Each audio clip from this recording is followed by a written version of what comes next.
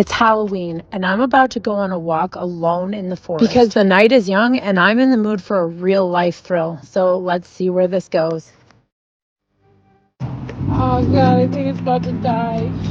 You know how there's always that one person in the scary movie that goes toward the danger? I fear that might be me. I have to go through there.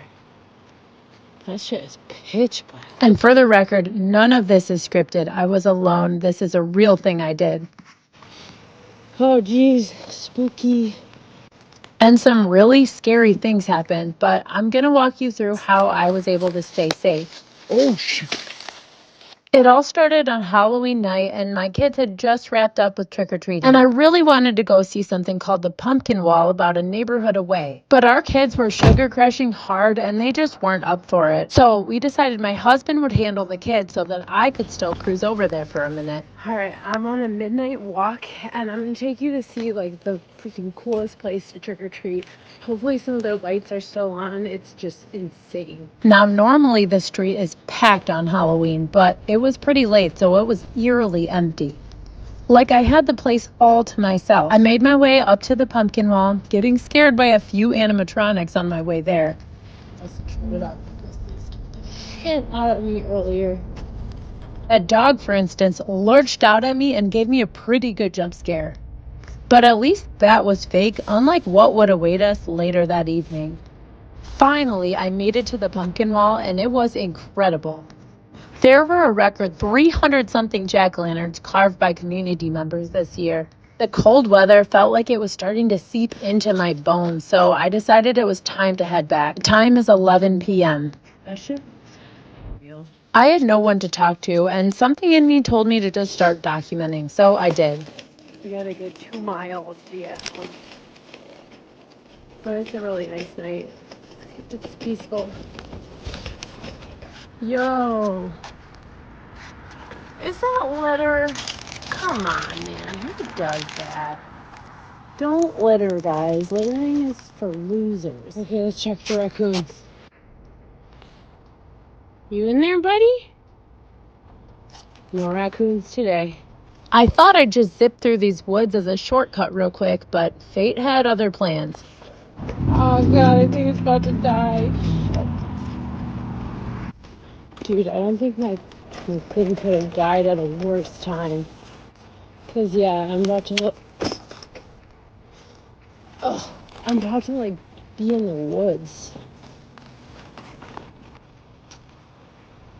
I have to go through there. That shit is pitch black. Look at the moon though. The moon is super pretty. That'll give me sunlight. Oh geez, spooky. Wish me luck, guys. I feel like most people are scared of the woods, but for some reason I'm just not. At night it does not scare me. Or maybe I should be more scared. Like I'm not like stupid. Like I watch my back or whatever. But I think it's maybe that I know that wildlife is so much more scared of us than we are of them. There's nothing to be scared of. Biggest thing in these woods is a raccoon. Maybe a coyote. You know, obviously it's like the human that you really gotta be afraid of. But I have my own ways to protect myself from that. Okay, I just wanted to show you like what it looks like without the flash on. I can see a lot more than my camera's showing. I feel like the moon is giving me a decent amount of light actually. One thing I do in the woods to kind of keep myself safe, I use as little light as possible. I'm not trying to put on huge flashlights or shit like that. I make myself unseen. Like I am the one that will be sneaking up on you, not up on you, but like you are not going to be sneaking up on me, if that makes any sense. Because you won't be able to see me. If you do see someone and they're giving you like an off vibe, well, I actually do hear something over there, but I think it's a skunk. Hold on. Hello? Are you the skunk that sprayed my friend the other day?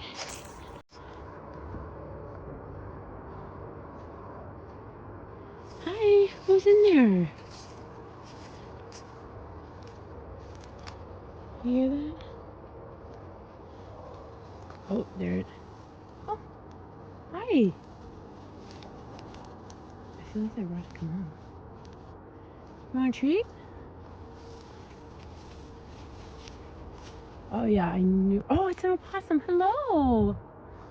Hi. Hi, buddy. Come here. Here, this is what I look like. You can see me now. I'm just a mouse. Nothing to be afraid of. See?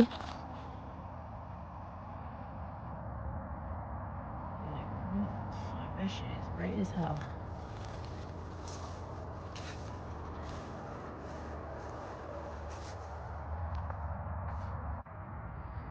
Now I know how you feel. This shit is bright as hell.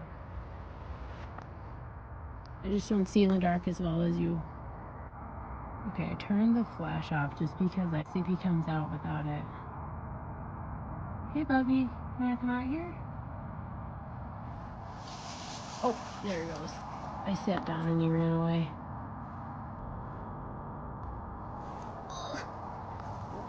I'm coming back. You don't have to be afraid. You're like, I'm afraid. But they look kind of small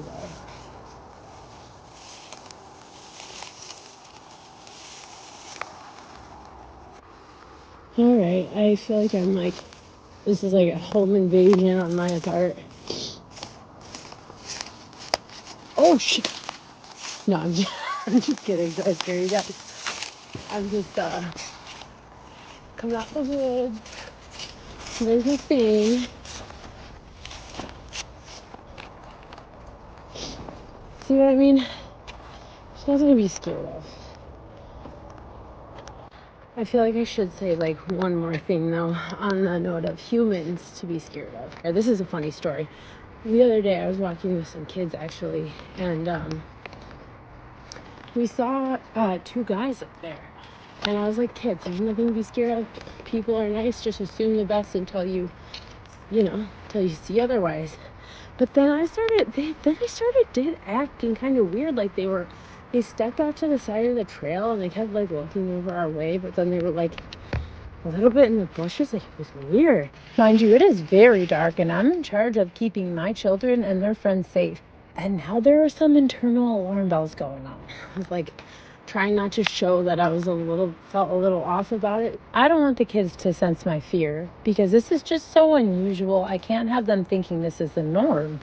Very rare that I feel that way about somebody I'm passing. Anyway, so one thing I do is if like I see you there, I'm gonna be like, hey, like I'm gonna talk to you loudly and confidently.